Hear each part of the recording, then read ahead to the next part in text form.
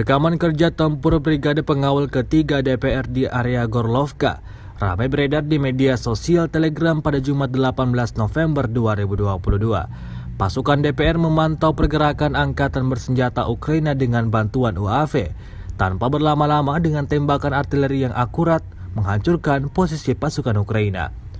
Serangan berkali-kali terjadi di sekitar area tersebut. Kepulan asap tebal memenuhi area permukaan posisi pasukan Ukraina berada. Akibat serangan ini, militer Ukraina menderita kerugian besar.